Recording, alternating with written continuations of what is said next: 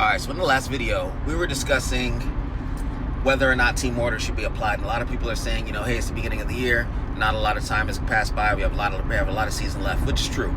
We have 17 races left, I think. That's 78% of the races, 78% of the points, rather, are still available to the drivers. And so, with that being said, why would introducing team orders make sense? It's simple, guys. It's a team sport. It's a team sport. It might seem like it's an individual sport because we only really get to see the drivers, and we only really get to see, the guy on the podium, maybe one other person celebrating with them. But for the most part, you get to see the guy, and we just don't see it. It's like that duck sitting on top of the water where you don't see the feet, that engine moving as much as it can to get that duck going, and on the top of the water it just seems still. It's kind of the same thing. Think about it like team sports. Basketball, for instance. A lot of people think that Jordan is the GOAT. I don't, but a lot of people believe that he is the number one guy. And if that is the case, then why not allow him to have the ball on every possession, every time, make sure he shoots all the shots? He's the best player. So nobody else should be able to shoot. Nobody else should be able to defend. It wouldn't make sense. And they would lose every game. And so, that being said, the coach makes a smart decision and says, hey, Jordan, you have to pass. You have to do this. You have to do that. Helps him with his individual game to, in other words, help the team win. Now, if this was a sport where they were trying to get Jordan as many MVPs as possible, well, then of course you let Jordan do everything that he does, and you don't let him pass. You don't let him get any assists. Same thing. You don't let him, you don't let him defend. And so the same thing is with these drivers.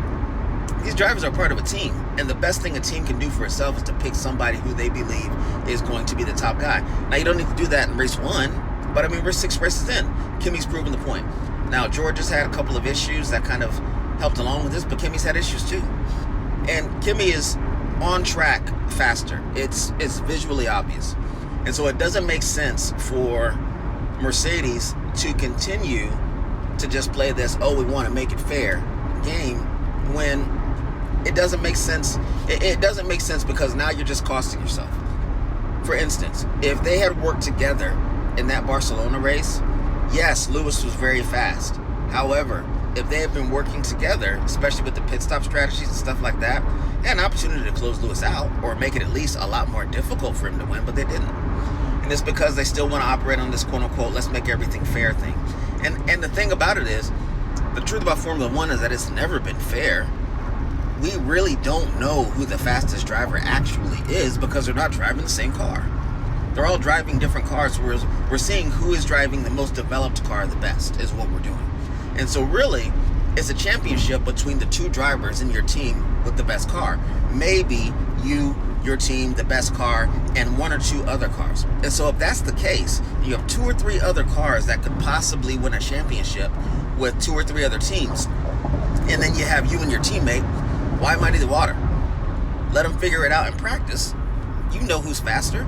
You've got all the data in the world. So now on track that you have drivers proving that they're faster, why belabor the point? Now, with Ferrari, it's a little bit different. Obviously, it's a little bit different. However, you got somebody that's 41 points behind in the standings right now and in second place currently. This is your chance. When was the last time Ferrari won a championship? And we're going to let this one by? No. You introduce team orders. You let Charles know, hey, listen, this one isn't your year. A couple of things have happened. Reliability issues, all that stuff. That's racing. I'm sorry, it happens. Last year was your year. We didn't win a championship. This year, we got a shot. I got to do what I can do as the team principal, as the owner of the team, or as not owner of the team, but as the person making decisions on the team, the leader, to say, hey, this is our best chance of winning. Doesn't mean Charles needs to surrender all of his ambitions. It just means in the scenarios when we have an option, we're choosing the number one driver. Again, look back at Red Bull. Look back at Mercedes when it was, you know what? I'm going to stick with Red Bull on this one.